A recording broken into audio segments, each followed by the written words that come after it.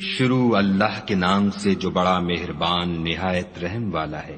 اے پیغمبر صلی اللہ علیہ وآلہ وسلم، اپنے پروردگار جلیل الشان کے نام کی تسبیح کرو، جس نے انسان کو بنایا پھر اس کے اعضاء کو درست کیا، اور جس نے اس کا اندازہ ٹھہرایا پھر اس کو رستہ بتایا، اور جس نے چارہ اگایا پھر اس کو سیاہ رنگ کا کوڑا کر دیا۔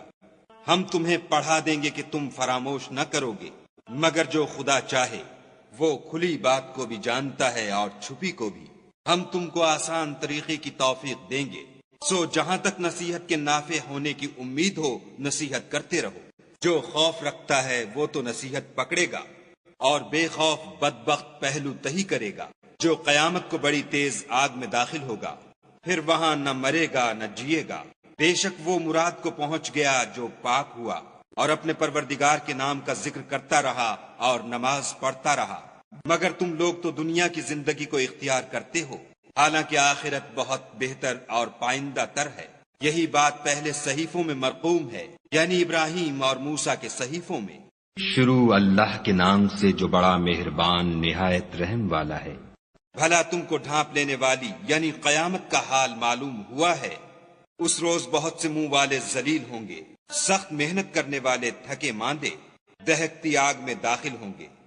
ایک کھولتے ہوئے چشمے کا ان کو پانی پلایا جائے گا، اور خاردار جہاڑ کے سوا ان کے لیے کوئی کھانا نہیں ہوگا جو نہ فربہی لائے نہ بھوک میں کچھ کام آئے۔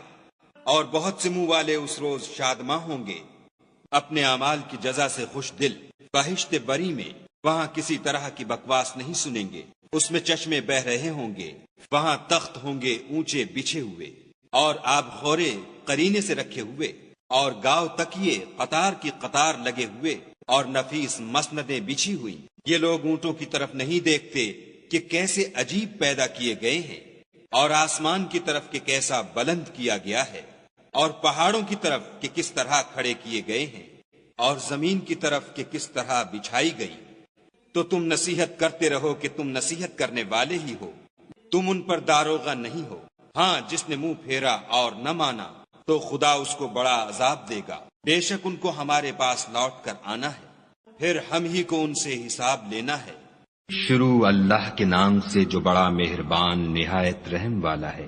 فجر کی قسم، اور 10 راتوں کی، اور جفت اور طاق کی، اور رات کی جب جانے لگے۔ اور بے شک یہ چیزیں عقل مندوں کے نزدیک قسم کھانے کے لائق ہیں کہ کافروں کو ضرور عذاب ہوگا۔ کیا تم نے نہیں دیکھا کہ تمہارے پروردگار نے عاد کے ساتھ کیا کیا، جو ارم کہلاتے تھے اتنے دراز قد کہ تمام ملک میں ایسے پیدا نہیں ہوئے تھے؟ اور سمود کے ساتھ کیا کیا، جو وادی قرا میں پتھر تراشتے اور گھر بناتے تھے؟ اور فرعون کے ساتھ کیا کیا، جو خیمے اور میخیں رکھتا تھا؟ یہ لوگ ملکوں میں سرکش ہو رہے تھے اور ان میں بہت سی خرابیاں کرتے تھے، تو تمہارے پروردگار نے ان پر عذاب کا کوڑا نازل کیا۔ بے شک تمہارا پروردگار طاق میں ہے، مگر انسان عجیب مخلوق ہے کہ جب اس کا پروردگار اس کو آزماتا ہے کہ اسے عزت دیتا اور نعمت بخشتا ہے تو کہتا ہے کہ آہا میرے پروردگار نے مجھے عزت بخشی، اور جب دوسری طرح آزماتا ہے کہ اس پر روزی تنگ کر دیتا ہے تو کہتا ہے کہ ہائے میرے پروردگار نے مجھے ذلیل کیا۔ نہیں، بلکہ تم لوگ یتیم کی خاطر نہیں کرتے، اور نہ مسکین کو کھانا کھلانے کی ترغیب دیتے ہو، اور میراث کے مال کو سمیٹ کر کھا جاتے ہو، اور مال کو بہت ہی عزیز رکھتے ہو۔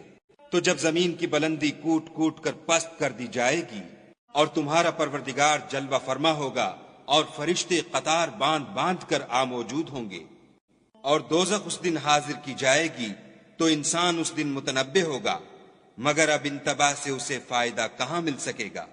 کہے گا کاش میں نے اپنی زندگی جاویدانی کے لیے کچھ آگے بھیجا ہوتا۔ تو اس دن نہ کوئی خدا کے عذاب کی طرح کا کسی کو عذاب دے گا، اور نہ کوئی ویسا جکڑنا جکڑے گا۔ اے اطمینان پانے والی روح، اپنے پروردگار کی طرف لوٹ چل، تو اس سے راضی وہ تجھ سے راضی۔ تو میرے ممتاز بندوں میں شامل ہو جا اور میری بہشت میں داخل ہو جا۔ شروع اللہ کے نام سے جو بڑا مہربان نہایت رحم والا ہے۔ ہمیں اس شہر مکہ کی قسم، اور تم اسی شہر میں تو رہتے ہو، اور باپ یعنی آدم اور اس کی اولاد کی قسم کہ ہم نے انسان کو تکلیف کی حالت میں رہنے والا بنایا ہے، کیا وہ خیال رکھتا ہے کہ اس پر کوئی قابو نہ پائے گا؟ کہتا ہے کہ میں نے بہت سا مال برباد کر دیا۔ کیا اسے یہ گمان ہے کہ اس کو کسی نے دیکھا نہیں؟ بھلا ہم نے اس کو 2 آنکھیں نہیں دیں اور زبان اور 2 ہونٹ نہیں دیے؟ یہ چیزیں بھی دیں اور اس کو خیر و شر کے دونوں رستے بھی دکھا دیے، مگر وہ گھاٹی پر سے ہو کر نہ گزرا۔ اور تم کیا سمجھے کہ گھاٹی کیا ہے؟ کسی کی گردن کا چھڑانا، یا بھوک کے دن کھانا کھلانا، یتیم رشتہ دار کو یا فقیر خاکسار کو۔ پھر ان لوگوں میں بھی داخل ہوا جو ایمان لائے اور صبر کی نصیحت اور لوگوں پر شفقت کرنے کی وصیت کرتے رہے۔ یہی لوگ صاحب سعادت ہیں، اور جنہوں نے ہماری آیتوں کو نہ مانا وہ بدبخت ہیں۔ یہ لوگ آگ میں بند کر دیے جائیں گے۔ شروع اللہ کے نام سے جو بڑا مہربان نہایت رحم والا ہے۔ سورج کی قسم اور اس کی روشنی کی، اور چاند کی جب اس کے پیچھے نکلے، اور دن کی جب اسے چمکا دے، اور رات کی جب اسے چھپا لے، اور آسمان کی اور اس ذات کی جس نے اسے بنایا، اور زمین کی اور اس کی جس نے اسے پھیلایا، اور انسان کی اور اس کی جس نے اس کے اعضاء کو برابر کیا۔ پھر اس کو بدکاری سے بچنے اور پرہیزگاری کرنے کی سمجھ دی کہ جس نے اپنے نفس یعنی روح کو پاک رکھا وہ مراد کو پہنچا، اور جس نے اسے خاک میں ملایا وہ خسارے میں رہا۔ قوم سمود نے اپنی سرکشی کے سبب پیغمبر کو جھٹلایا۔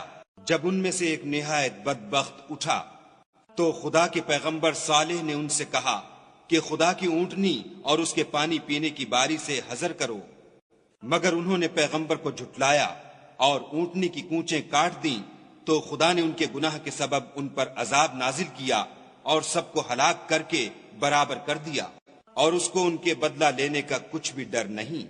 شروع اللہ کے نام سے جو بڑا مہربان نہایت رحم والا ہے۔